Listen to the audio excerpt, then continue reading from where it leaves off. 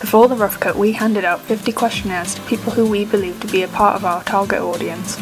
We based our questions around mise-en-scene so we could get the styling of the characters and the band members suitable for the roles and have the performance location suiting the genre. We gained from the feedback a greater understanding of the stereotypical clothing that would be worn by band members. We also learnt what location would be best suited. For the rough cut, we ended up going against the feedback we received because the Nightlights warehouse that we filmed at had better quality lighting and had extra equipment like fog machines. Once we watched it back, we realised that what the audience wanted would be better suited. What they wanted was a more closed area and a stage. As you can see, they didn't get what they wanted in the rough cut, so when we changed the location, we took their advice and went with the staging they wanted.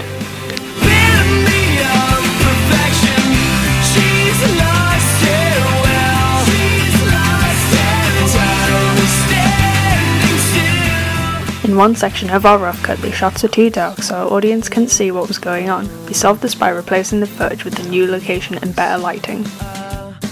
Our new lead singer was rushed into filming of the performance, and so we hadn't had all the words memorised and it was noticeable by our audience. We made sure they knew all the words next time around. Our audience didn't like the styling of our narrative character. They wanted her to look a lot more feminine, and so this is how we restyled her.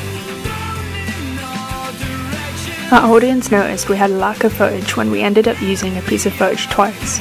They suggested that we film many more shots from different angles so we had more than enough footage to work with. Our target audience thought that there should be more close-ups of the lead singer, as that is what they thought was usually found in videos of the same genre. We took this advice and added in more close-ups from a few different angles. Our audience didn't like particular shots, especially in the band performance section. Here there is a lot of empty space, and here there are band members being cut out of shots. We made sure to take our time next time around not to miss anyone out of the shots. Our whole concept was taken out of the rough cut because we only had one red envelope shot that looked good enough to be in the video, but then with only one appearing it would have looked out of place. Our audience didn't know what was going on the first time around, and therefore it showed just how important it was. We made sure to have an envelope in every location. The audience found that the intro wasn't snappy enough, so we discussed this idea and decided that when we edit, we will make sure the footage only lasts a couple of seconds before we cut to a different shot of the performance.